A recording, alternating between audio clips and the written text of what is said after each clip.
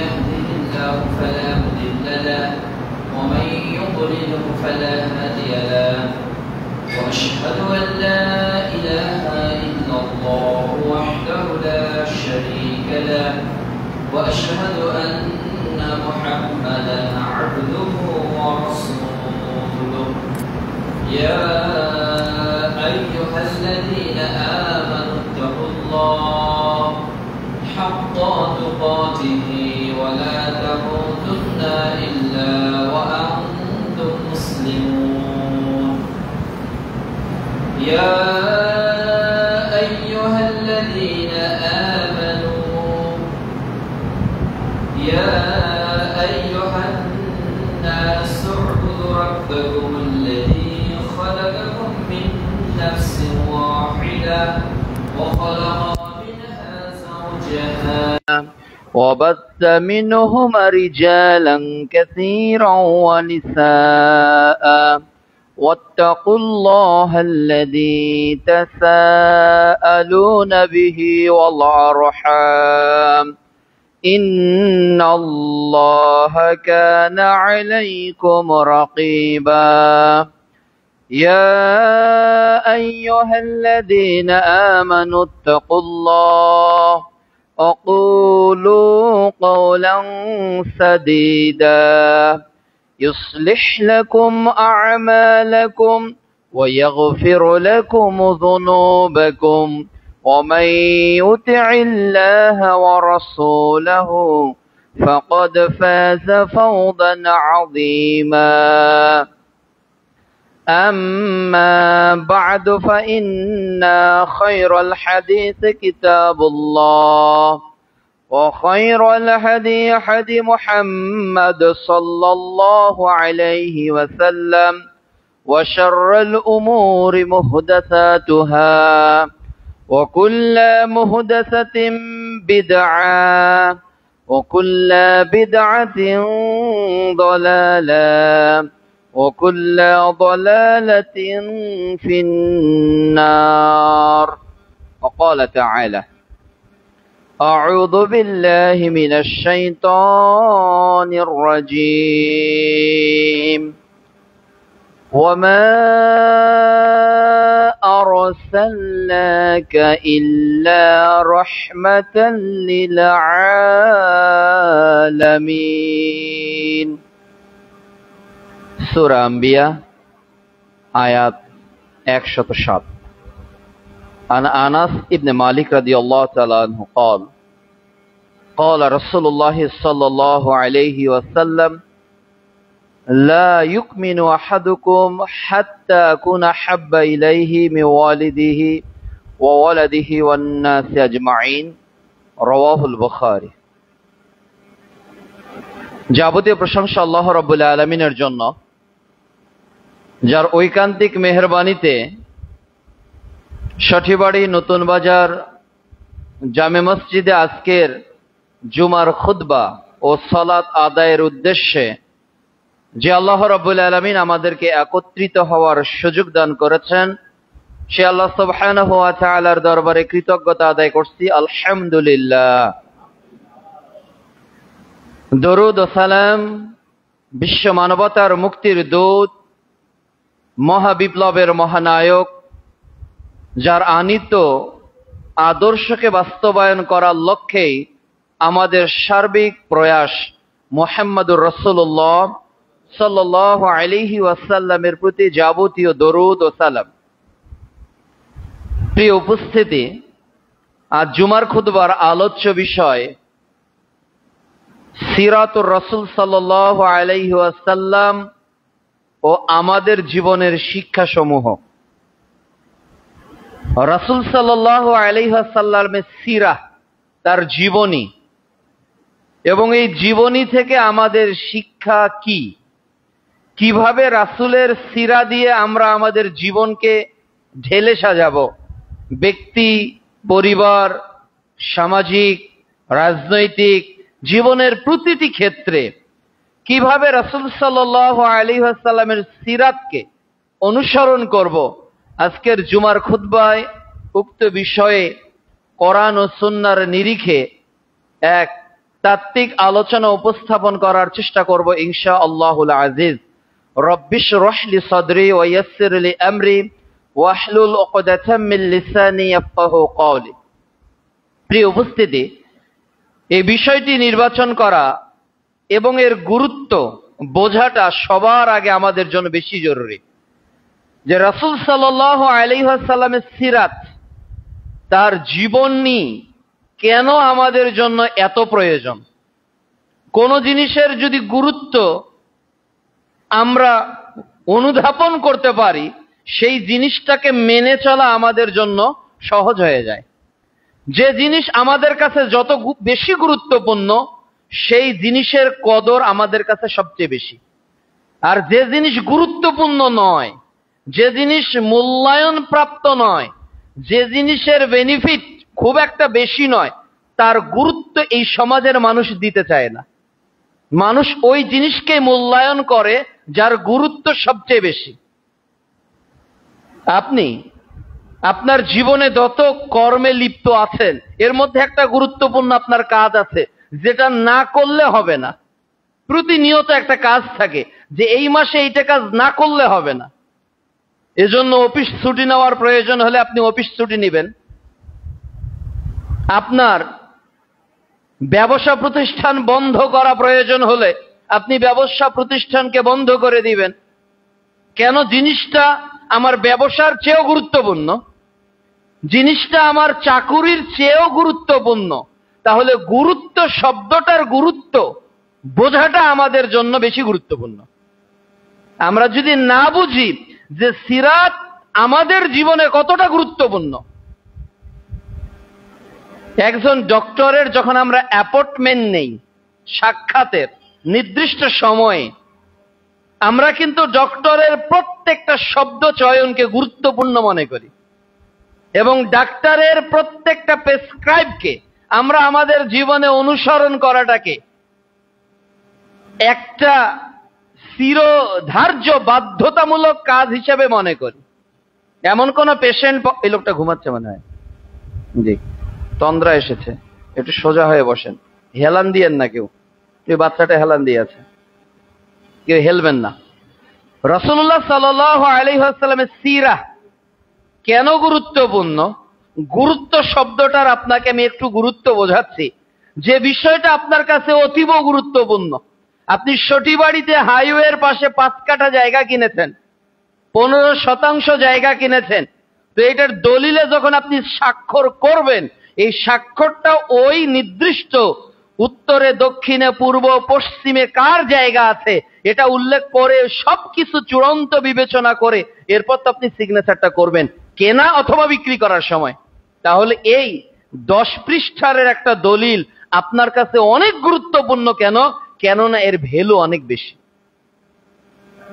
আপনি আমি যদি আসলেই বুঝতাম মুমিন জীবন আল্লাহ রাসূলের সিরাত ছাড়া কল্পনাই করা যায় না।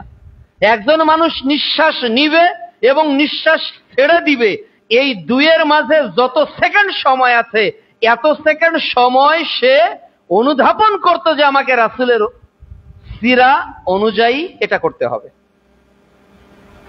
আজকের দুনিয়াতে মুহাম্মদ সাল্লাল্লাহু আলাইহি সাল্লামের সিরার উপর কোনো আলোচনা, কোনো পর্যালোচনা, কোনো সেমিনার, কোনো সিম্পোজিয়াম, কোনো বড় বড় প্রশিক্ষণ, কোনো কর্মশালা, কোনো গ্রুপ স্টাডি আছে কি বাংলাদেশে? নেই।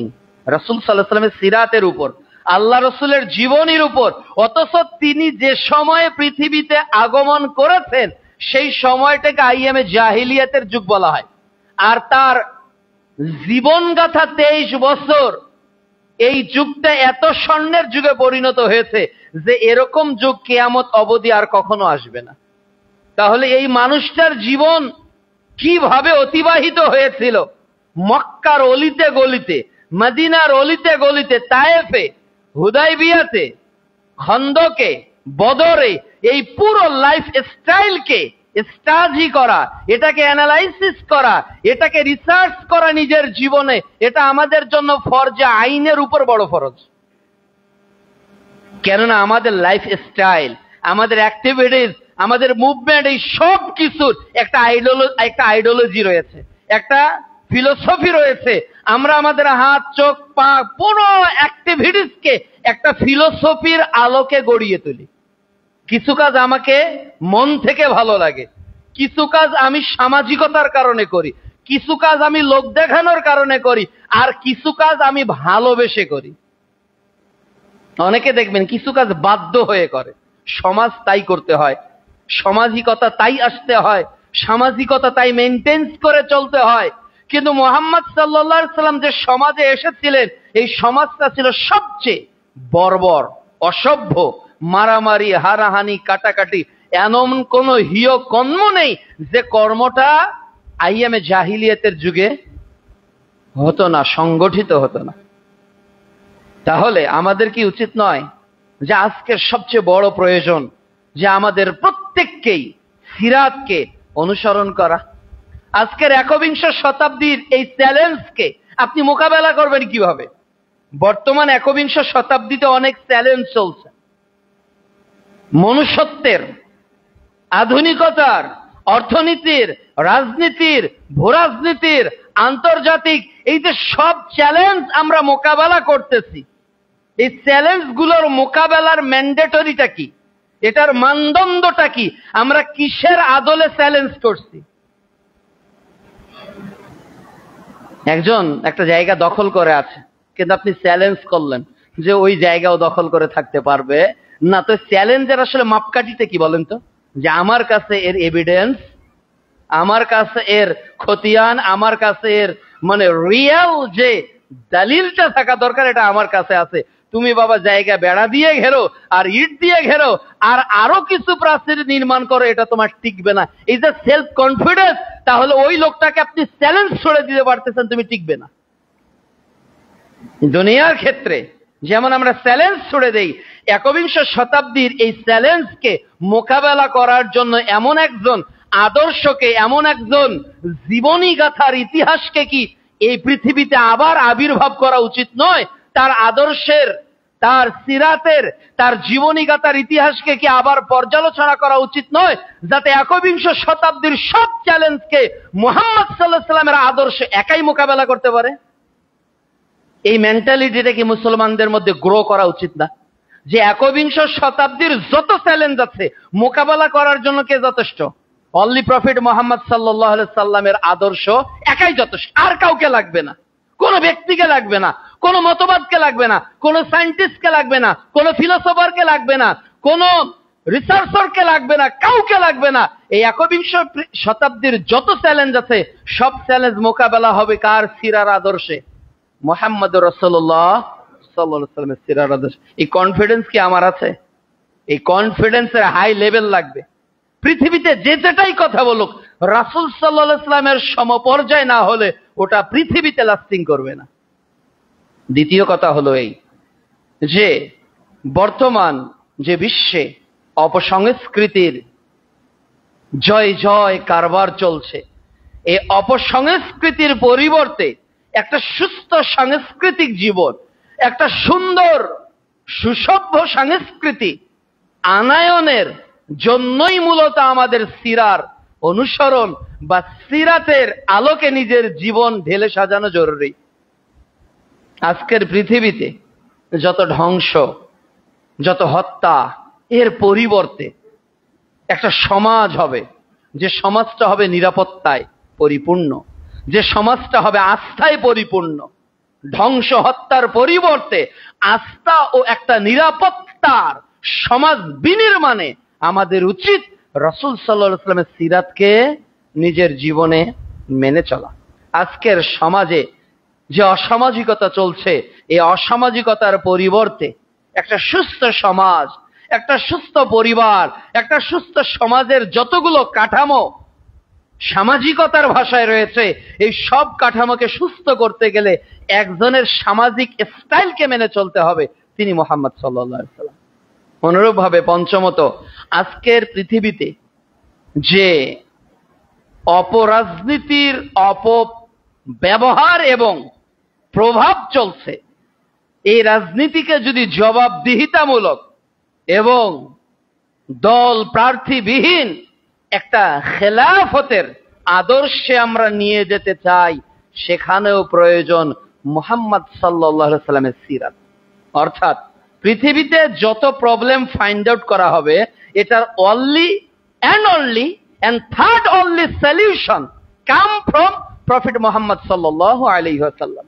সমস্যা আজকে যেটা হবে, এরপর যেটা হবে এবং সর্বশেষ যেটা হবে, এটা সলিউশন কার কাছ থেকে নিতে হবে? কার কাছ থেকে? রাসূল সাল্লাল্লাহু আলাইহি সাল্লামের জীবনী থেকে নিতে হবে। আসুন আমরা আলোচনার মূল অংশে চলে যাই। কেন রাসূল সাল্লাল্লাহু আলাইহি সাল্লামের সিরা আমাদের জন্য গুরুত্বপূর্ণ? কেন আমরা রাসূল সাল্লাল্লাহু আলাইহি সাল্লামের সিরা থেকে শিখব? কেন রাসূল সাল্লাল্লাহু আলাইহি সাল্লামের সিরাত অনুযায়ী আমরা আমাদের জীবনকে সাজাবো? প্রথমত, রাসূল সাল্লাল্লাহু আলাইহি ওয়াসাল্লাম হলেন আল্লাহর নবী। তিনি আল্লাহর প্রেরিত নবী। আল্লাহ তাআলা তাকে প্রেরণ করেছেন আমাদের জন্য। কেন? যাতে আমরা সঠিক পথে থাকি।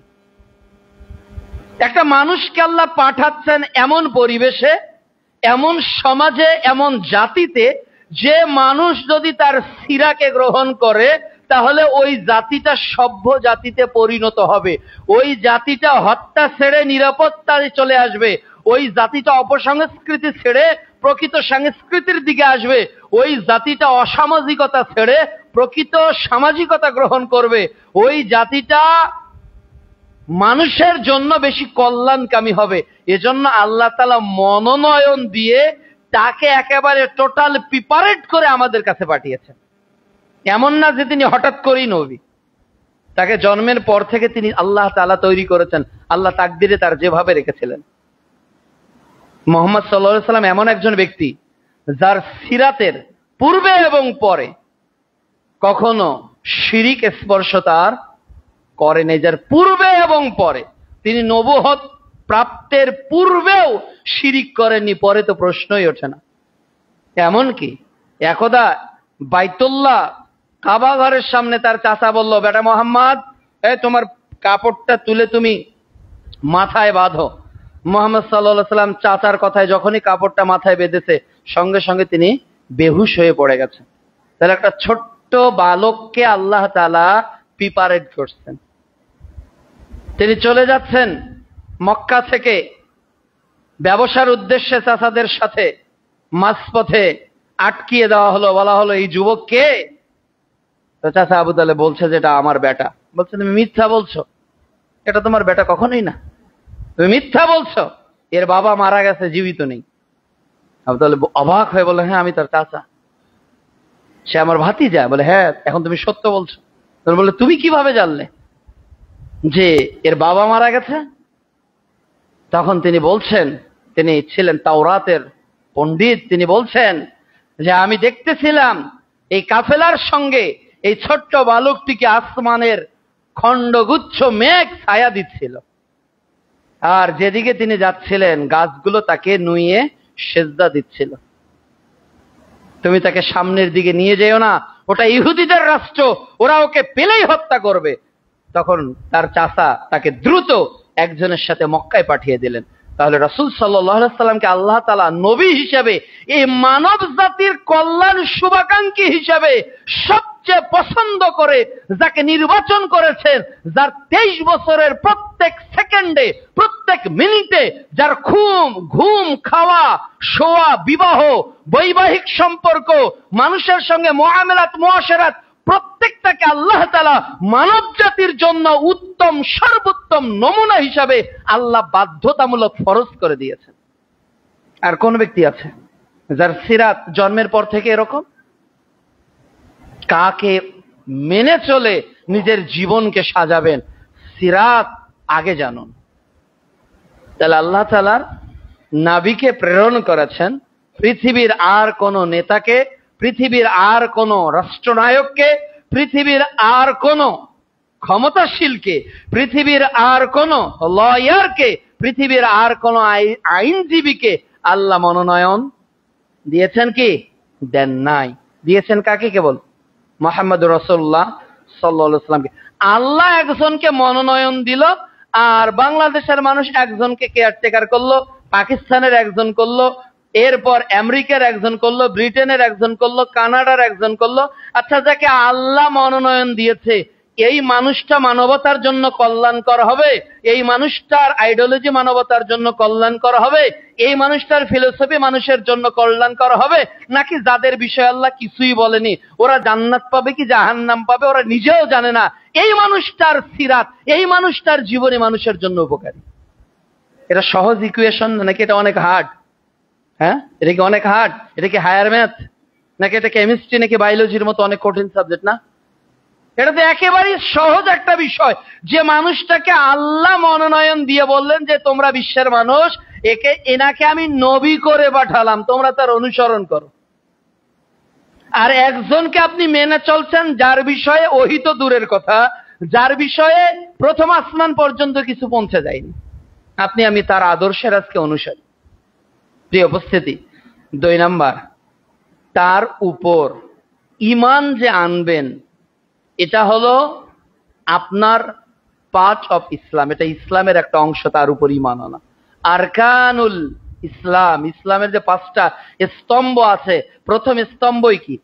আশহাদু আল্লা ইলাহা ইল্লাল্লাহ ওয়া আশহাদু আন্না মুহাম্মাদান আবদুহু ওয়া রাসূলুহু। তাহলে আল্লাহর সাক্ষ্য দানের পর যার সাক্ষ্য আপনি দিচ্ছেন তিনি মুহাম্মদ সাল্লাল্লাহু আলাইহি ওয়াসাল্লাম। আল্লাহ বলছেন আশহাদু আল্লা ইলাহা ইল্লাল্লাহ, এটা হলো কালিমা শাহাদাত। এরপর বলা হচ্ছে বুনিয়াল ইসলাম আলা খামস, সহিহ বুখারী প্রথম খণ্ড কিতাবুল ঈমানে ইসলামের ভিত্তি হলো 5টি, শাহাদাতান আল্লা ইলাহা ইল্লাল্লাহ ওয়া আশহাদু আন্না মুহাম্মাদান আবদুহু ওয়া রাসূলুহু। তাহলে আল্লাহর পর যার প্রতি ঈমান আনা ফরজ তিনি কে? মুহাম্মদ সাল্লাল্লাহু আলাইহি ওয়াসাল্লাম। কেউ যদি রাসূল সাল্লাল্লাহু আলাইহি ওয়াসাল্লামের উপর ঈমান না আনে সে কি মুমিন? যদি কেউ রাসূল সাল্লাল্লাহু আলাইহি ওয়াসাল্লামের উপর ঈমান না আনে সে কি মুসলিম? যদি কেউ রাসূল সাল্লাল্লাহু আলাইহি ওয়াসাল্লামের উপর ঈমান না আনে সে কি জান্নাতে যেতে পারবে? কেউ যদি রাসূলুল্লাহ সাল্লাল্লাহু আলাইহি ওয়াসাল্লামের উপর ঈমান না আনে সে কি বিচারের মাঠে মুক্তি মিলবে তার? এই সব প্রশ্নের উত্তর না না না না না, কোনোটাই না। যদি নাই হয় তাহলে হ্যাঁ যেটা সেটা আমরা গ্রহণ কেন করছি না? তার প্রতি আমরা ঈমান কেন আনছি না? তাকে কেন আমরা বিশ্বাস করছি না? তাকে কেন আমরা বিশ্বাস করছি না? আপনি মনে করতেছেন যে একদল ছিল আর একদল আসলো, এদেরকে দিলে মনে হয় নিরাপত্তা আসবে। ঢাকাতে একদল ছিল, জাহাঙ্গীরনগরে একদল ছিল, আর একদল আসলে মনে হয় শান্তি আসবে। আপনি মনে করতেছেন এরা ছিল আর একটা ছিল, মনে হয় শান্তি আসবে। আচ্ছা, একটা মানুষ হয়ে যদি একটা 3rd ক্লাস পার্সন মানুষকে আপনি দুনিয়ার রাজনীতির ক্ষেত্রে বিশ্বাস করতে পারেন, যিনি জন্মের পর থেকে আলামিন তাকে বিশ্বাস করি না কেন? যিনি জন্মের পর থেকে আলামিন, আপনি ডাকসুর ভিপিকে বিশ্বাস করেন, আপনি বাংলাদেশের কেয়ারটেকার সরকারের প্রধানকে বিশ্বাস করেন, আপনি আমেরিকার প্রধানমন্ত্রীকে বিশ্বাস করেন, আপনি মনে করেন বাংলাদেশের সংবিধান আপনাকে শান্তি দেবে, বিশ্বাস করেন। আপনি এ বিশ্বাস কেন করেন না যে মানবতার মুক্তির দূত, মহাবিপ্লবের মহানায়ক মুহাম্মদ সাল্লাল্লাহু আলাইহি ওয়াসাল্লামের যে আদর্শ, এটা বিশ্বাস করলে আমি জান্নাতে যাব? এই বিশ্বাস অধিকাংশ মুসলমানদের মধ্যে নেই। এ বিশ্বাস শতকরা 90% বাংলাদেশের মুসলমানদের মধ্যে নেই যে রাসূলের আদর্শের মধ্যেই মানবতার মুক্তি আছে। সব ফেক ফেক ফেক, মিথ্যায় জরাজীর্ণ। টুপি গান্ধীর মতো পরে লাভ হবে না, রবি ঠাকুরের মতো দাড়ি রেখেও লাভ হবে না যদি ঈমানটা স্বচ্ছ না হয়, মজবুত না হয়। দুনিয়ার সবকিছুর থেকে স্যাক্রিফাইস করা যাবে, সব দলকে তালাক দেওয়া যাবে, সব দলের মতবাদকে তালাক দেওয়া যাবে, সব দলের নিয়ম নীতিকে অবৈধ বলে ঘোষণা করা যাবে। মুহাম্মদ সাল্লাল্লাহু আলাইহি ওয়াসাল্লামের সিঙ্গেল ওয়ার্ড যেটা তার মুখ থেকে বের হয়েছে, এটা রদ বদল করার ক্ষমতা কিয়ামত পর্যন্ত কারো হবে? সম্ভব? কোশ্চেন কালেও না। তাহলে তার উপর ঈমান, এটা হলো আমাদের আল্লাহর প্রতি বিশ্বাস, আরকানুল ইসলামের একটা অংশ। নাম্বার 3, তিনি হলেন পৃথিবীতে যত নমুনা আছে, যত কাজের, যত শান্তির নমুনা আছে, এই উত্তম নমুনার প্রতীক, উত্তম আদর্শের প্রতীক, উত্তম মডেলের প্রতীক যার, তিনি মুহাম্মদ রাসূলুল্লাহ সাল্লাল্লাহু আলাইহি ওয়াসাল্লাম। তাহলে তার 23 বছরে যতগুলো আদর্শ আপনি পাবেন, তার 23 বছরে যতগুলো স্টাইল সে অ্যাপ্লাই করেছে তার জীবনে, এই প্রত্যেকটা আদর্শ মানবতার জন্য, সভ্যতার জন্য, অর্থনীতির জন্য, সামাজিকতার জন্য, রাজনীতির জন্য আমাদের মুক্তির একমাত্র পাথেয়। বিজ্ঞান আজকে যা বলেছে, মুহাম্মদ সাল্লাল্লাহু আলাইহি সাল্লাম এটা 1450 বছর আগে কি বলেনি? যখন কোন ল্যাব ছিল, ল্যাব এই যে এখন ফ্যাকাল্টি, সায়েন্স, আর্টস, সায়েন্সের মধ্যে আবার ইউনিভার্সিটিতে জুলজি নিয়ে পড়ছে, বোটানি নিয়ে কেউ পড়ছে, এরপর কেউ কেমিস্ট্রি নিয়ে পড়ছে, কেউ বায়োলজি নিয়ে পড়ছে, এক একজন এক এক বিষয়, কেউ আবার মেডিকেল সায়েন্স নিয়ে পড়ছে, কেউ বুয়েট চুয়েট, এই যে বিভিন্নভাবে গবেষণাগুলো চলছে, সায়েন্সের যে গবেষণাগুলো চলছে, মুহাম্মদ সাল্লাল্লাহু আলাইহি সাল্লামের সময় কি কোনো ল্যাব ছিল? মাইক্রোস্কোপ যন্ত্র আবিষ্কার হয়েছিল? তাহলে তিনি কিভাবে বুঝতে পারলেন, তিনি কিভাবে জানতে পারলেন যে আজকের বিজ্ঞান এই জায়গায় পৌঁছে যাবে? লাইটটা যে বন্ধ করে রাত্রে ঘুমাতে হয় অন্ধকার রাতে, সেটা 1450 বছর আগে কে বলে গেছে? বলেন কে বলে গেছে? তাহলে তিনি যে স্টাইলে ঘুমিয়েছেন আজকের বিজ্ঞান মেনে নিতে বাধ্য হয়েছে। হ্যাঁ, ঘুমানোর সময় যদি আলো থাকে, ক্ষতিকর যে রশ্মিটা আছে এটা বের হতে পারে না, বলে স্বাস্থ্যের ক্ষতি হয়। আর যদি লাইট অফ থাকে এটা বের হয়, স্বাস্থ্যের মধ্যে ইমপ্রুভমেন্ট হয়। কবে গবেষণা করে বের করলো? 50 বছর আগে, 10 বছর আগে, 20 বছর আগে। আর মুহাম্মদ সাল্লাল্লাহু আলাইহি সাল্লাম বলেছেন কত বছর আগে? 1450 বছর আগে। এর পরেও কি মনে হয় না যে তার আদর্শ উত্তম? যেটা আজ গবেষণা হলো ওটা না আগে বলেছেন। আপনি যে বায়োমেট্রিক নিয়ে চিন্তা করতেছেন, এটা আজকে কতদিন আগে আবিষ্কার হয়েছে? এই বায়োমেট্রিক কত বছর আগে, কয়শো বছর আগে আপনি বলেন? আঙুলের ছাপ দিলে কি ডিটেলস, ইন ডিটেলস আমাদের চলে আসে ইনফরমেশন গুলো কোত্থেকে আসে? এইটার মধ্যে ডিফারেন্ট যে রেখাগুলো আছে, 800 কোটি মানুষ বর্তমান পৃথিবীতে। এই 800 কোটি মানুষ যদি বায়োমেট্রিকের কোন ডিজিটাল মেশিনে ছাপ দেয় আর স্ক্রিনে যদি সব 800 প্রিন্ট করা হয়, পৃথিবীর কোন মানুষের সঙ্গে কোন মানুষের এই আঙুলের ছাপগুলো মিলবে কি? তাহলে একটা ছোট্ট আঙ্গুলের মধ্যে বর্তমান পৃথিবীতে 800 কোটি মানুষ, এর পূর্বে যত মানুষ ছিল, আগামীতে যত মানুষ আসবে, যত মিলিয়ন বিলিয়ন ট্রিলিয়ন মানুষ এই পৃথিবীতে এসেছে, আসবে, মোট হবে, এই সব মানুষের আঙ্গুলের ছাপের এই ছোট্ট কয়েক ইঞ্চি, 2-3 ইঞ্চির জায়গাটা জুড়ে গোটা পৃথিবীতে অতীত, বর্তমান এবং ভবিষ্যতের মানুষের বায়োমেট্রিকের আঙ্গুলের ছাপ এক হবে না। এটা যে এক হবে না বলেছেন 1450 বছর আগে কে? মুহাম্মদ সাল্লাল্লাহু আলাইহি সাল্লাম। এর পরেও কি মনে হয় না তার আদর্শটা উত্তম? আপনার নেতারা মাঝে মধ্যে ক্ষমা চায় না, মাফ চায় না যে এটা বিবৃতি দিয়ে ভুল হয়েছে? হ্যাঁ, আবার একই মন্ত্রী রাতারাতি পদচ্যুতি হয়ে যাচ্ছে না? একই নেতা একটা অপকর্মের কারণে তার জিনিসটা নষ্ট হয়ে যাচ্ছে। মুহাম্মদ সাল্লাল্লাহু আলাইহি সাল্লামের 23 বছরে কি একটা অক্ষর, একটা শব্দ, একটা বর্ণ, একটা রেফ, একটা ক্ষুদ্র থেকে ক্ষুদ্র অংশকে বিশ্বের মানুষ প্রশ্নবিদ্ধ করে পরাজিত করতে পেরেছে? আগামীতে পারবে না। আল্লাহ চ্যালেঞ্জ করেছে। এই same like as the holy Quran, এটার মতো একটা নিয়ে আসো কোরআন। তারা সমর্থ হয়নি। 10টা সূরার মতো নিয়ে আসো, একটা সূরার মতো নিয়ে আসো, আরে একটা আয়াতের মতো নিয়ে আসো। সত্যবাদী হলে সবাইকে ডাকো, তোমাদের অনুসারী যারা আছে সবাইকে ডাকো। ফাইল্লাং তাফআলু ফালাং তাফআলু, তোমরা করছেন কালো এটা পারবেন। এটা আল্লাহ আবার চ্যালেঞ্জ দিচ্ছে। আল্লাহ কেন চ্যালেঞ্জ দিচ্ছে? কেন নবী আদর্শ? কেননা আল্লাহ রসুল সাল্লাল্লাহু আলাইহি সাল্লামের উপর যদি পৃথিবীতে কিছু আসে তাহলে ইসলাম তার থেকে কমে গেল না। পৃথিবীতে এমন কোন আদর্শের উদ্ভব হলো যা মানবতার কল্যাণ, অথচ মুহাম্মদ সাল্লাল্লাহু আলাইহি সাল্লাম বলে নাই। তাহলে ইসলাম কি বিজয়ী হলো নাকি পরাজিত হলো? ইসলাম পরাজিত হয়ে যাবে। আজকে থেকে 500 বছর পর আপনি এইগুলো ছাতা মাতা সব টুপিওয়ালা দাড়িওয়ালাদের রাজনীতি সব মিশন ভীষণ বাদ দেন। আজ থেকে 200 বছর পরও এমন কিছুর যদি উদ্ভব হয় যা আল্লাহ রসুলের 23 বছরের কোন একটা অংশকে হার মানাবে, তাহলে কি ওই সময়ের 23 বছরের যে কোনো একটা 1 মিনিট ইসলাম এর কাছে পরাজিত হলো কিনা তাদের নিকট? কিন্তু আল্লাহ কি চাইবেন ইসলামের একটা জাররা পরিমাণ জিনিস পরাজিত করতে? আল্লাহ তো চাইবেন না। আল্লাহ কোরআনে 3 জায়গায় 3 ভাষায় কথা বলেছেন। সূরা সফে আল্লাহ তাআলা বলছেন অধ্যায় 61 আয়াত 9 যে আমি নবীকে প্রেরণ করেছি সত্য নিয়ে, আর এটা সব দিনের উপর থাকবে, যদিও মুশরিকরা এই দিনের বিরোধিতা করবে। আবার আল্লাহ সূরা তাওবা অধ্যায় 33 অধ্যায় 9 আয়াত 33-এ বলছেন যে আমি আমার নবীকে সত্য দিন নিয়ে পৃথিবীতে প্রেরণ করেছি, আর এটা সব আদর্শের উপর থাকবে, আর আমার নবীর আদর্শ, আমার নবীর সিরাত যে সবার উপর থাকবে, সাক্ষী হিসাবে আমি আল্লাহ যথেষ্ট। সুবহানাল্লাহ। এরপর আর কি কথা থাকতে পারে? সূরা তাওবার 33 নম্বর আয়াতে বলছে সাক্ষী হিসাবে কে যথেষ্ট? আমি আল্লাহই যথেষ্ট।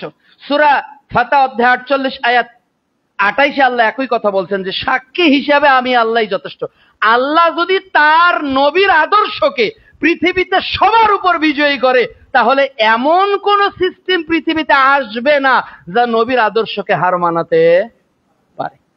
এইটা যদি একবার মাথায় বসে যায় না, তাহলে পৃথিবীর সুবিধা মন্দের ভালো অধিকাংশ মানুষ বলছে একবার আসলে তারপর চেঞ্জ হবে, এই আবর্জনাগুলো কখনো আপনার মাথায় ঢুকতে পারতো না। কেন? আল্লাহ বলছে আমি আমার নবীর দিনকে পরাজয় বরণ করতে দিব না, আমি এটা নাযিল করেছি। এই উপস্থিতি তাহলে মুহাম্মদ সাল্লাল্লাহু আলাইহি ওয়াসাল্লামের উত্তম আদর্শের নমুনা। বর্তমান পৃথিবীতে যদি আমরা সামাজিকতার আদর্শ বলি, আজকের সমাজটা কিভাবে চলছে? বেধর্মীদের তরিকায়। আজকের সমাজের সংস্কৃতি কিসের? কাদের দেওয়া? পাশ্চাত্যের দেওয়া। কোনটা ভারতের কাছ থেকে ধার করা, কোনটা ব্রিটেনের কাছ থেকে ধার করা, কোনটা আমেরিকার কাছ থেকে ধার করা। এক এক দেশের কালচারকে আমরা ইনক্লুডিং করে বাংলাদেশে অ্যাড করছি।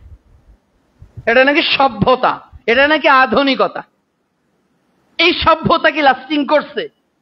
আপনি পান্তা ইলিশ খাচ্ছেন ইসলামের এগেইনস্টে, আপনি 31st নাইট পালন করতেছেন ইসলামের এগেইনস্টে, কিন্তু এইগুলো কি মানবতার জন্য কোনো কল্যাণ বয়ে নিয়ে আসতেছে? বলেন আপনি। আপনাকে যুক্তির আলোকে বলছি। 31শে ডিসেম্বর আপনি বিভিন্ন ভাবে ফটকা ফুটালেন, আতশবাজি করলেন, ছাদে মিছিল করলেন, কিন্তু ছাদের ফ্লোরের 4 তলাতে একজন অসুস্থ মানুষ শুয়ে আছে, রোগাক্রান্ত মানুষ, তিনি কষ্ট পাচ্ছে। এই আতশবাজি ফুটলো, একজনের গায়ে বাচ্চার পড়ে মারা গেল, এক বাচ্চা চিৎকারে হার্ট অ্যাটাক হয়ে মারা গেছে, সংবাদ আমরা পাচ্ছি না পত্রপত্রিকায়। আপনাদের এক একটা সাংস্কৃতিক অনুষ্ঠানে আমাদের বোনেরা ভোগ্যপণ্যতে পরিণত হয়ে যায়। ভোগ্যপণ্যতে কিসের তোমাদের সংস্কৃতি? যে সংস্কৃতি আমার বোনের নিরাপত্তা দিতে পারে না পোশাকের, যে সংস্কৃতি ছেলে মেয়েকে আলাদা করতে পারে না, এটা সভ্যতার সংস্কৃতি না, এটা আইয়ামে জাহিলিয়াতের আবু জেহেলের অসভ্যতার সংস্কৃতির নতুন মোড়কীকরণের নামান্তর বই কিছুই না। এটা মোড়কীকরণের চেঞ্জ হয়েছে। দেখে না বিভিন্ন সময় বিভিন্ন কোম্পানিগুলোর লেভেলের মোড়কীকরণের পরিবর্তন হয়। সাবানের প্যাকেট ছিল একরকম, একই সাবান ডিজাইনটা একটু চেঞ্জ করেছে, আপগ্রেড করেছে। তো এরা হলো সে আপগ্রেড আবু জেহেল, আপগ্রেড আবুল আহাব, আপগ্রেড আপনার নমরুদ, আপগ্রেড ফেরাউনের অনুসারী। এরা আপগ্রেড, এরা হলো এআই ভার্সনের ফেরাউন, এরা হলো এআই ভার্সনের নমরুদ, এরা হলো এআই ভার্সনের আবু জেহেল, এরা হলো এআই ভার্সনের আবুল আহাব। এরা কখনো রাসূল সাল্লাল্লাহু আলাইহি সাল্লাম এবং আল্লাহ প্রদত্ত সংস্কৃতিকে মেনে নিয়ে শান্তি যে হবে এটা বিশ্বাস করে না। মুহাম্মদ সাল্লাল্লাহু আলাইহি সাল্লাম যে অর্থনীতি দিয়েছেন, মানবতার কল্যাণের নাকি ক্ষতির? কল্যাণের। মুহাম্মদ সাল্লাল্লাহু আলাইহি সাল্লাম যে অর্থনীতি দিয়েছেন, এটা কি মানবতার কল্যাণের কিনা? এটা কি শুধু হাদিসেই আছে, কোরআনেই আছে, নাকি বাস্তবতায়ও ছিল? কিন্তু আপনারা যত বক্তব্য কারেন্ট এদেশের মেগাবাইট গুলো খরচ করে দেন, ওর জাররা পরিমাণ আপনাদের বাস্তবে খুঁজে পাওয়া যায় কি? খুঁজে পাওয়া যায় না। সব দলেরই তো উপরে আল্লাহ সর্বশক্তিমান লেখা থাকে, বিসমিল্লাহির রহমানির রহিম লেখা থাকে, সবাই আল্লাহর নামে শুরু করে, কিন্তু আল্লাহর নির্দেশগুলোকে তারা মেনে চলেন না। কেন? আদর্শ হিসাবে আজকে কোন নেতা, কোন দলের কোন নেতার পক্ষে শুনেছেন আচ্ছা ইসলাম অর্থনীতি দিয়েছে এইটা, আমাদের বর্তমান অর্থনীতি চলছে এইটা, অর্থনীতির কারণে আজকে মুসলমানদের ইবাদত, সালাত, সিয়াম, হজ, যাকাত সব আল্লাহর কাছে কবুল হচ্ছে না। ইন্নাল্লাহা তাইয়্যিব লা ইয়াকবালু ইল্লা তাইয়্যিবা লা ইয়াদখুলুল জান্নাতা জাসাদুন গুযিয়া বিল হারাম। মুসলিম, আবু দাউদ, কত হাদিস গ্রন্থে হাদিস আপনার ক্রয় বিক্রয় অধ্যায়ে মওজুদ রয়েছে। এরপরে আমরা কি করতেছি? হারামের সাথে সংযুক্ত আছি। আর মুহাম্মদ সাল্লাল্লাহু আলাইহি ওয়াসাল্লাম এমন একটা অর্থনীতি নিয়ে গিয়েছিলেন যে একজন ব্যক্তি যাকাতের মাল নিয়ে ঘুরতে পাওয়া যাচ্ছে না, কে নিবে মালটা? তাহলে ওই অর্থনীতিকে আমাদের গ্রহণ করা উচিত ছিল না? যে অর্থনীতির কারণে যাকাত নেওয়ার মানুষ খুঁজে পাওয়া যেত না? ওই আদর্শকে গ্রহণ করা উচিত ছিল না? যে আদর্শে একজন মহিলা রাস্তায় চলছে, আল্লাহ ভীতি ছাড়া মানুষের কোনো ভয় তার অন্তরে ছিল না। কিন্তু আজকে আমার বোনেরা কি বাসে নিরাপদ? আমার বোনেরা আজকে কি ট্রেনে নিরাপদ? আজকে আমার বোনেরা আজকে কি ইউনিভার্সিটিতে নিরাপদ? আমার বোনেরা আজকে কি প্রাইভেটে পিতা সমতুল্য টিচারের কাছে নিরাপদ? না, কোথাও নিরাপদ না। কেন? মুহাম্মদ সাল্লাল্লাহু আলাইহি ওয়াসাল্লাম একটা আদর্শ দিয়েছিলেন, পৃথিবীর মানুষ শোনো, যদি কোনো পুরুষ জেনা করে তাহলে তাকে হত্যা করতে হবে। ধরা পড়ার পরেও বাংলাদেশের 22টা জেলায় 22টা পতিতালয়, এই 22টা পতিতালয়ে যত নারী আছে একদিনে তাদেরকে প্রকাশ্যভাবে বুক পর্যন্ত পুঁতি ফেলে পাথর দিয়ে ঢিল মেরে মেরে তাকে হত্যা করা উচিত ছিল। দেখেন দেখি আপনি ইসলামিক দলের একটা এজেন্ডা বাস্তবায়ন করেন যে আমরা যদি কখনো যাই ডাকসুতে গিয়ে কি হবে, অমুক জায়গায় গিয়ে কি হবে। আমরা যদি কখনো গণভবনে যাই তাহলে বাংলাদেশের 22টা পতিতালয়ে যত নারী আছে আমরা যেদিন বিজয়ী হব ওই দিন গলা পর্যন্ত পুঁতে ফেলে তাদেরকে ঢিল দিয়ে পাথর দিয়ে মেরে মেরে মেরে ফেলবো। একটা ঘোষণা দেন দেখি, দেখে আল্লাহ রসুলের আদর্শকে মেনে চলার কত শক্তি আছে। আরে রাসূলের ভাষাটা অন্তত বলেন যে আমার মেয়ে ফাতেমাও যদি চুরি করত আমি মুহাম্মদ তার হাত কেটে দিতাম। আমি হলো আদর্শ। আদর্শ কখনো বিক্রি করা যায় না, আদর্শের সঙ্গে কখনো স্যাক্রিফাইস চলে না। জীবন চলে যাবে, ফাঁসির কাস্টে ঝুলবো, 1000 বার নির্যাতিত হব, নিষ্পাসিত হব, দেশ থেকে দেশান্তরে চলে যাব, জেলখানায় আবদ্ধ হয়ে ফাঁসির কাস্টে চলে মৃত্যুবরণ করা যাবে। কিন্তু আদর্শ থেকে যার্রা পরিমাণ বিচ্যুত হয়ে গেলে দুনিয়াতে সফলতা থাকলেও বিচারের মাঠে আপনি হালাক, জাহান্নামের খোরাকে পরিণত হয়ে যাবে। এজন্য আদর্শ তার মেনে চলতে হবে, তার সিরা অনুযায়ী। এরপর তিনি ছিলেন মহান চরিত্রের অধিকারী।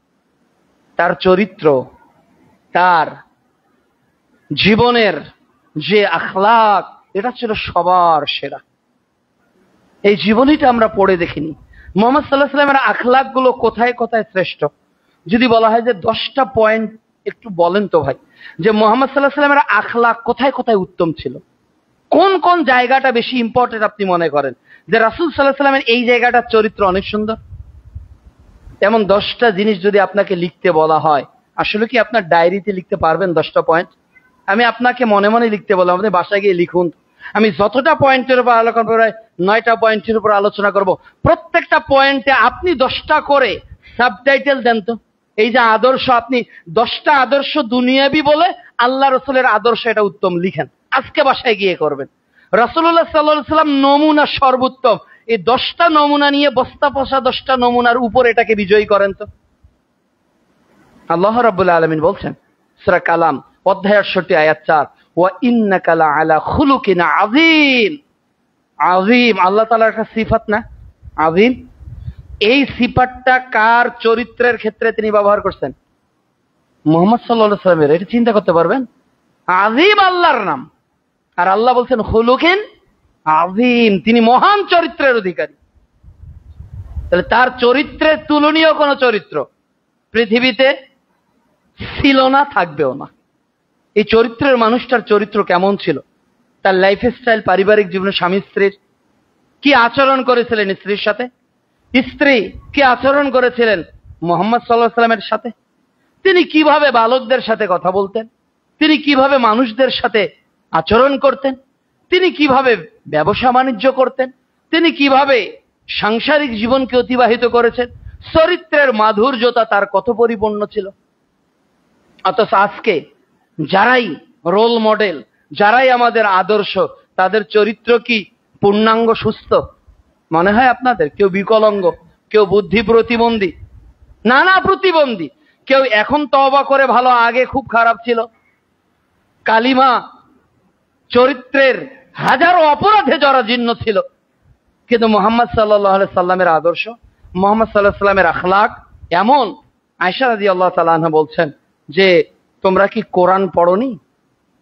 সাহাবীদেরকে বলছেন, আচ্ছা তোমরা রাসূলের চরিত্র সম্পর্কে আমাকে জিজ্ঞাসা করছো, তোমরা কি কেউ কোরআন পড়োনি? বিশ্বনবীর চরিত্র হলো গোটা কোরআন। সুবহানাল্লাহ। তাহলে বিশ্বনবীর চরিত্র কি ছিল? গোটা কোরআন তার চরিত্র ছিল। তাহলে মুহাম্মদ সাল্লাল্লাহু আলাইহি সাল্লামের প্রত্যেকটা চরিত্রের নমুনা, প্রত্যেকটা আখলাকের নমুনা কোথায় আছে? কোরআনে আছে। এই জন্য বিচারের মাঠে সবচেয়ে ওজন ভারী কিসের হবে? সবচেয়ে ওজন ভারী হবে উত্তম চরিত্রের, যারা আখলাক সর্বোত্তম। এজন্য মুহাম্মদ সাল্লাল্লাহু আলাইহি সাল্লামের সিরাতে আপনারা আখলাকটা পাবেন, চরিত্র পাবেন, তার মাধুর্যতা পাবেন। এরপর 5 নাম্বার, একজনকে আল্লাহ তাআলা ধ্বংসের পরিবর্তে, গজবের পরিবর্তে, বিপদের পরিবর্তে, অশান্তির পরিবর্তে, অসামাজিকতার পরিবর্তে, অপসংস্কৃতির পরিবর্তে শান্তি হিসেবে প্রেরণ করেছেন। ওয়ামা আরসালনাকা ইল্লা রাহমাতাল লিল আলামিন। একটা সিরাতের নামই আছে, সিরাত। আল্লাহ রাসূলের সিরাতের উপর অনেক গ্রন্থ রচনা করা হয়েছে। একটা গ্রন্থের নাম কি? রাহমাতাল লিল আলামিন। পড়েছেন? রাহমাতাল লিল আলামিন। তিনি আমাদের জন্য রহমত। কি করুণা তিনি আমাদের জন্য, কি দয়া নিয়ে এসেছেন আমাদের জন্য। বলেন তো একটা গুরুত্বপূর্ণ, যে দয়াটা অতীব গুরুত্বপূর্ণ, সবচেয়ে একটা গুরুত্বপূর্ণ দয়া আল্লাহ নবীর মাধ্যমে এসেছে। সব উম্মত একবারে হালাক হয়ে গেছে, তাই না? যারা অবাধ্য কম ছিল তারা একবারে কি হয়েছে? ধ্বংস হয়েছে। কিন্তু মুহাম্মদ সাল্লাল্লাহু আলাইহি সাল্লাম বলেছিলেন, ও আল্লাহ, আমার এই কমকে নূহের মতো ধ্বংস করো না, আদ সামুদের মতো ধ্বংস করো না। আল্লাহ, আমাদের কমকে, আমার উম্মাকে এট এ টাইম ধ্বংস করো না। আল্লাহ তাআলা মুহাম্মদ সাল্লাল্লাহু আলাইহি সাল্লামের দোয়াকে কি করেছেন ভাই? কবুল করেছেন। এজন্য তো ধ্বংস হয় না।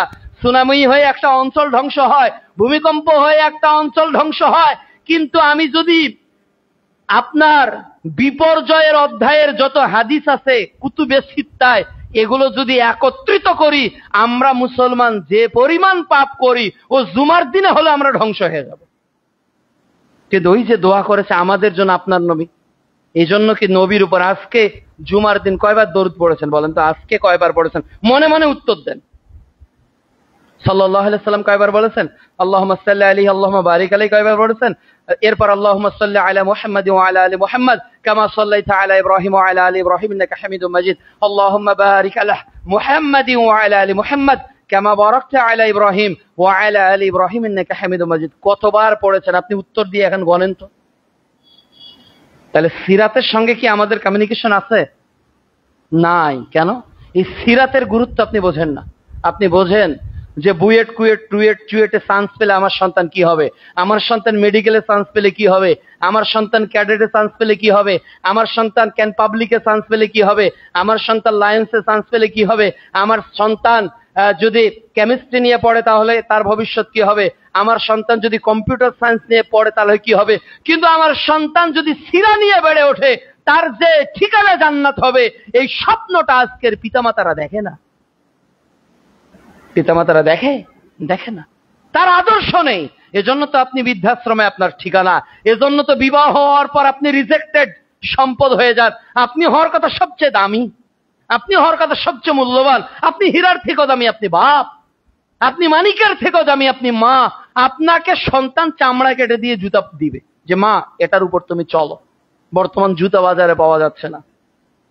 এই হলো সন্তান, এই হলো সন্তান।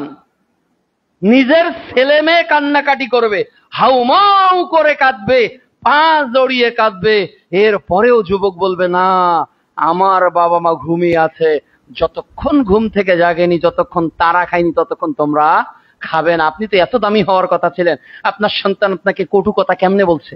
আপনার সন্তান আপনাকে রাগ করে কথা কেন বলে? মা, আপনার সন্তান আপনার প্রতি বিরক্ত কেন?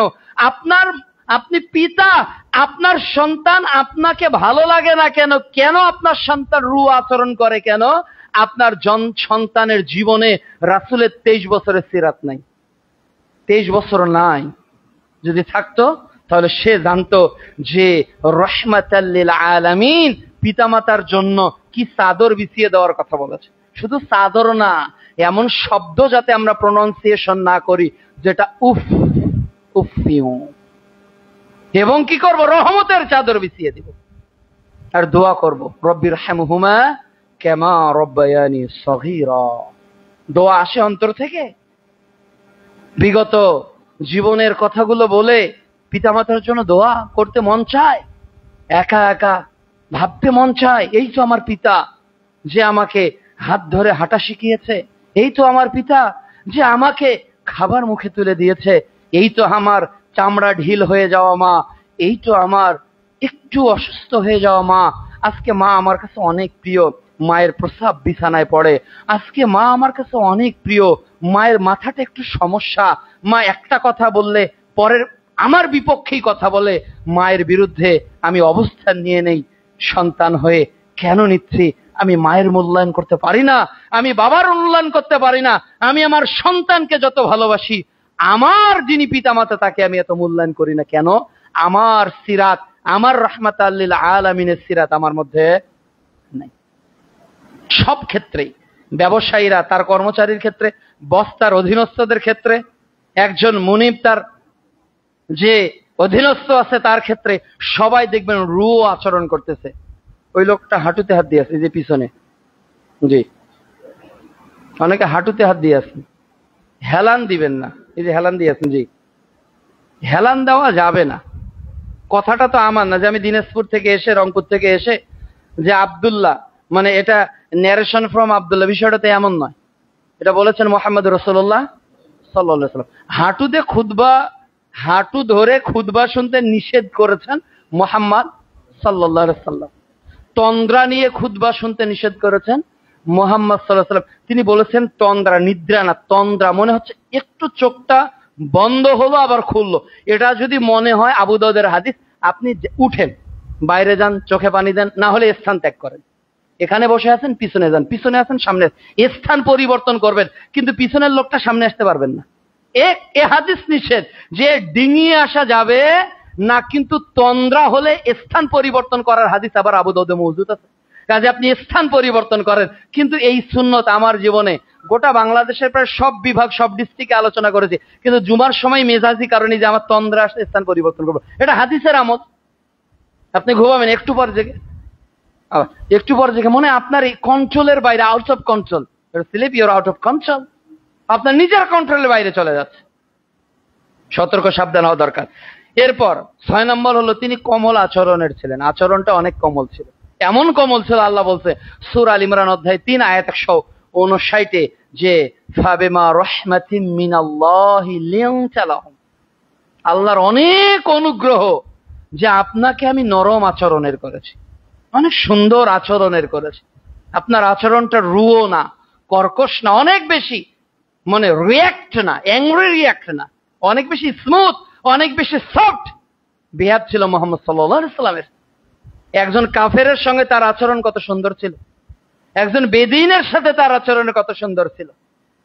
তাকে একজন ফেলে দিচ্ছে আর বলছে মুহাম্মদ ইনসাফ করো। মুহাম্মদ সাল্লাল্লাহু আলাইহি সাল্লাম হেসে হেসে সাহাবীদেরকে বলে, এই বাইতুল মাল থেকে তোমরা তাকে কিছু দিয়ে দাও। কত সুন্দর আচরণ। তায়েববাসী এক তো রক্ত ঝরালো, বেহুশ হয়ে থাকলেন মুহাম্মদ সাল্লাল্লাহু আলাইহি সাল্লাম। সহিহ বুখারীর 3231 নম্বর হাদিস। ওই নবী হুশ ফেরার পর মালাকুল জিবালকে বলছে, মালাকুল জিবাল, এদেরকে ধ্বংসের জন্য দোয়া করব না, আমি আল্লাহর নিকট দোয়া করব। এদের ঘরে যারা জন্ম নিবে তারা আল্লাহর একত্ববাদের ঘোষণা দিবে, এরা কখনো শিরিক করবে না। সুবহানাল্লাহ, এই তো দয়াল নবীর আদর্শ। আর আমরা বলে ও তো বেদাতি, ওর সঙ্গে ও তো শিরক, ওকে বইয়ে দেওয়া যাবে না, ওর সঙ্গে কথা বলাই হারাম। এত রিয়েক্ট আমাদের, আমরা একেবারে জান্নাতের মাঝখানে চলে গেছি। মুহাম্মদ সাল্লাল্লাহু আলাইহি ওয়াসাল্লাম কাফেরদেরকে দাওয়াত দিয়েছে, আর একজন বেদাত করলো, তাকে একটা বই দিবেন না, তাকে বোঝাবেন। তাহলে ওই লোকটাকে বোঝানোর জন্য কি আসবে? জিবরিল আসবে? ওই লোকটাকে বোঝানোর জন্য কি আল্লাহ রাসূল কবর থেকে আবার আসবে? নাকি আপনাকে বোঝাতে হবে? আপনার পাশের প্রতিবেশী শিরকে জড়াজীর্ণ, সে মুসলমান, বেদাতে জড়াজীর্ণ, আপনার কি উচিত নয় সুন্নতের উপর একটা বই দেওয়া, তাওহীদের উপর একটা বই দেওয়া? আপনি তার সাথে কথা বলছেন না, তাহলে বেধর্মিক থেকে আপনি কিভাবে দাওয়াত দিবেন? আমি কিভাবে দাওয়াত দিব? এই জন্য প্রিয় উপস্থিতি, আল্লাহ তাআলা বলছেন সূরা নাহাল অধ্যায় 16 আয়াত 25 ও 26 যে হিকমতের সহিত উপদেশ দাও আর তর্ক করো উত্তম পন্থায়, দেখবে শত্রুও তোমার বন্ধুতে পরিণত হয়ে গিয়েছে, বন্ধুতে পরিণত হয়ে গিয়েছে। এজন্য আপনার আমার কথার মধ্যে, আপনার আমার ভয়েস ডেলিভারির মধ্যেও যাতে একটা সাব কর্নার থাকে, যাতে আমরা নিজেকে ইসলাহ করতে পারি, সংশোধন করতে পারি। আল্লাহ আমাকে সহ সকল মুসল্লিকে যেন সঠিকভাবে রাসূল সাল্লাল্লাহু আলাইহি ওয়াসাল্লামের এই জায়গার অনুসরণ করার তৌফিক দান করেন। আল্লাহুম্মা আমিন। সর্বশেষ আরেকটা বিষয় আলোচনা করব, যেহেতু সময় একেবারে শেষ। সেটা হলো রাসূল সাল্লাল্লাহু আলাইহি ওয়াসাল্লামের সিরাতের পূর্বের পৃথিবী, আর সিরাতের পরের পৃথিবী, আর বর্তমান পৃথিবী। তিনটা পৃথিবীর কথা বলি। মুহাম্মদ সাল্লাল্লাহু আলাইহি ওয়াসাল্লাম আগমনের পূর্বের পৃথিবীর পুরো প্রেক্ষাপট মানবতার জন্য ধ্বংসাত্মক ছিল, মানবতার জন্য হুমকির ছিল, মানবতার জন্য স্বৈরাচার দিয়ে পরিপূর্ণ ছিল। এটা মানবতার জন্য সবচেয়ে ট্র্যাজেডি ছিল, যাকে বলা হয় অন্ধকারচ্ছন্ন একটা যুগ। এই যুগের মাঝখানে একটা যুগ আসলো, সেটা হলো মুহাম্মদ সাল্লাল্লাহু আলাইহি ওয়াসাল্লামের যুগ। এরপর 4 খলিফার 30 বছরের যুগ, এর তাবিঈদের যুগ, তাবিঈদের যুগ, এইভাবে চলতে চলতে একটা সময় কি উমাইয়া খলিফা আর খেলাফত যখন 1924 সালে শেষ হয়ে গেল, এই একটা যুগ পর্যায়ক্রমে আস্তে আস্তে ইসলামের স্বর্ণ যুগ থেকে এরপর অধপতন হতে হতে হতে হতে বর্তমানে এই যুগ। তাহলে এই যুগের কন্ডিশন আর মুহাম্মদ সাল্লাল্লাহু আলাইহি ওয়াসাল্লাম আসার পূর্বের কন্ডিশন শুধু এক না, বরং রাসূল সাল্লাল্লাহু আলাইহি ওয়াসাল্লাম আসার পূর্বে যে করুণ অবস্থা পৃথিবীর ছিল, বর্তমান পৃথিবীর অবস্থা এর চেয়েও ভয়াবহ। কোন দিকটা নিবেন যেটা এর চেয়ে ভয়াবহ নয়? আপনি যদি সামাজিকতার কথা বলেন, সেই সময় সামাজিকভাবে এতটা লাঞ্ছনার শিকার মানুষ হতো না যখন এখন যেটা হচ্ছে। ওই সময় একজনের প্রতি মানুষের আর একজনের ক্ষোভ, রাগ থাকতো রাগ, কিন্তু এতটা রাগ না যে হাজার মানুষ দেখছে আর একজন পাথর মেরে মেরে আর একজনকে মেরে ফেলছে, 7 জন ধরে বড় ভাইয়ের চোখ তুলে নিচ্ছে। তাহলে মানুষের রিয়াক্টটা কোন জায়গায় কোন লেভেলে চলে গেছে চিন্তা করতে পারবেন? একটা নারীকে প্রকাশ্যভাবে উলঙ্গ করে পেটানো হচ্ছে। তাহলে মানুষের মোরালিটির অবক্ষয়টা কত নিম্নে নেমে গেছে, যেটা আবু জেহেলের যুগের ইতিহাস তালাশ করলে পাওয়া যাবে না। মানুষ মানুষকে মেরেছে, সে সময় মেরেছে। রাসূল সাল্লাল্লাহু আলাইহি ওয়াসাল্লাম যে 28 বা 35টি যুদ্ধে সরাসরি অংশগ্রহণ করেছে, এর বাইরে যত যুদ্ধ পৃথিবীতে ঘটেছে, যুদ্ধে মানুষ মারার সংখ্যা, আর এখন এক একটা বোমে লক্ষ লক্ষ হাজার মানুষ যেভাবে মারা যাচ্ছে, এক একটা দেশ যেভাবে পারমাণবিক শক্তির মহড়া করছে, গোটা পৃথিবী এখন ঝুঁকির মুখে। তাহলে এই যুগটা কি আগের থেকে বেশি হুমকির মুখোমুখি নয়? ওই যুগে যে অর্থনৈতিক দুরবস্থা ছিল, সেই সময় বিনিময় ছিল কি? খাদ্য। এ খাবার দিত, খেজুর দিয়ে এটা নিত, ওইটা দিয়ে এটা নিত। কিন্তু বর্তমান এই যে তরল কারেন্সি মানুষকে এতটাই পুঁজিবাদী করে তুলেছে, মানুষকে এতটাই সুদের সঙ্গে সম্পৃক্ত করেছে, আজকে মুসলমান সুদ পুঁজিবাদী অর্থনীতিকে এমন ভাবে গ্রহণ করেছে যে এটা হালালের উপর চলছে, এটা হালালের চেয়েও হালাল। তাহলে এই দুই অবক্ষয়ের সলিউশনটা কি? 5Gতে যাব, 8Gতে যাব, 9Gতে যাব, নাকি 1450 বছর আগের যে সমাজ কাঠামোটা ছিল ওইখানে যাব? ওইখানেই যেতে হবে। ওইখানে যদি এআই না থাকে, না থাক। ওইখানে যদি ইউটিউব না থাকে, না থাক। ওইখানে যদি ফেসবুক না থাকে, না থাক। কিন্তু এমন কিছু মানুষ তৈরি হোক, এমন কিছু আদর্শ তৈরি হোক, এমন কিছু মানবতা তৈরি হোক, যেটা গোটা বিশ্বের জন্য কাজ করবে, যারা সালাউদ্দিন আইয়ুবীর মতো কাজ করবে, যারা সমাজে মানবতার কল্যাণের জন্য নিজের জীবনকে অকাপটে ধরে ফেলবে, এরপরে মানবতার কল্যাণ যারা চাইবে, ওখরে জাতলিন নাস, ওখরে জাত লিন আহাল, পরিবারের জন্য আল্লাহ কোরআনে কথা বলেন, লিন নাস বলেছে, আর আপনাকে বলেছে নিজে বাঁচো, নিজের আহালকে বাঁচাও। আর যদি এটা কাদের জন্য? আমানু, ইমানদার। আর কুনতুম খায়রা, শ্রেষ্ঠ জাতির জন্য কি? আহালুকুম, আনফুসাকুম ওয়া আহলিকুম না, শ্রেষ্ঠ জাতির এটা বৈশিষ্ট্য না, এটা দুর্বল, জয়ীফ, মাজুর। কিছু হাদিস আছে না, মওযু, একেবারে দুর্বল পর্যায়ের হাদিস জানান ব্যক্তি এবং পারিবারিক, এরা একেবারে দুর্বল। আর কুনতুম খায়রা উম্মাহ, যারা শ্রেষ্ঠ জাতি তারা কিসের জন্য এসেছে? উখরিজাত লিন-নাস, কেবল বেটার জন্য না, কেবল বেটির জন্য না, কেবল মায়ের জন্য না, কেবল বাবার জন্য না, কেবল দাদার জন্য না, কেবল দাদির জন্য না, যাদের ভয়েসে, যাদের আলোচনায়, যাদের মুআমেলাতে, যাদের কথাবার্তায়, যাদের দাওয়াতি ফিকিরে, যাদের চলাফেরায় লিন-নাস নেই, সে কখনোই উম্মতে মুহাম্মাদি হতে পারে শ্রেষ্ঠ জাতির মর্যাদা পাবেন না। কথাটা মনে হয় আপনি বুঝতে পারলেন না। আল্লাহ যেখানে বলেছে ইমানদার, সেখানে বলেছে নিজে বাঁচা, নিজের পরিবারকে বাঁচাও। আর যেখানে শ্রেষ্ঠ জাতির কথা বলেছে সেখানে দায়িত্ব দিয়েছে কি?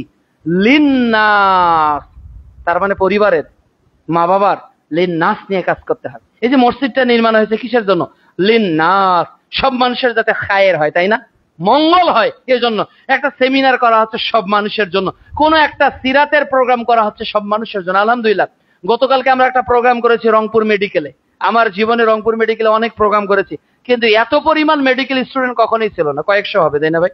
কয়েকজন গিয়েছিল এখানকার, 150+ হবে, সব মেডিকেল স্টুডেন্ট। আলোচনাটা এই টপিক্সের উপর ছিল, সিরাত আমাদের জীবনে কত প্রভাব ফেলতে পারে।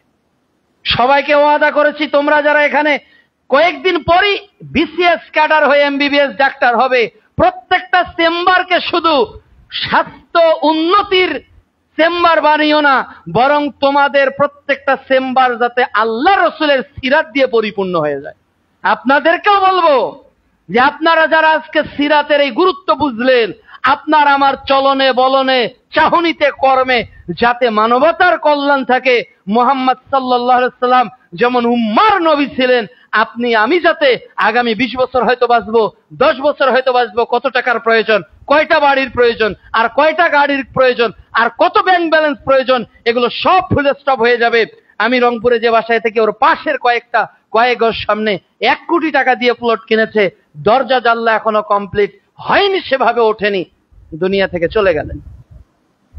দিনাজপুরের এক পরিচিত ভদ্রলোক, এক দিনী ভাইয়ের পরিবার 7 তলা 8 তলা বিশাল বড় বিল্ডিং করেছে, পুরো বিল্ডিং টাইলস লাগিয়েছে, বিশাল বড় বিল্ডিং, আগামী মাসে উঠবে এরকম প্ল্যান করেছে। হঠাৎ হার্ট অ্যাটাক হয়ে মৃত্যুবরণ করেছে গত বছরে। বাড়ি পড়ে আছে 7-8 তলা, ওভাবে লিফট, কারুকার্য সব পড়ে আছে। একদিন আপনার আমারও সেম কন্ডিশন হবে। কিন্তু আপনার জীবনটা যদি আজকের পর থেকে 5 বছর বাঁচেন, 10 বছর বাঁচেন, 1 বছর বাঁচেন, 1 দিন বাঁচেন, 1 ঘন্টা বাঁচেন, যদি সিরাতের উপর হয়, আপনার ঠিকানা জান্নাতে ইনশাআল্লাহ। আল্লাহ আমাদের জীবনকে সিরাতের আলোকে ঢেলে সাজানোর তৌফিক দান করুন। আল্লাহুম্মা। আলহামদুলিল্লাহ।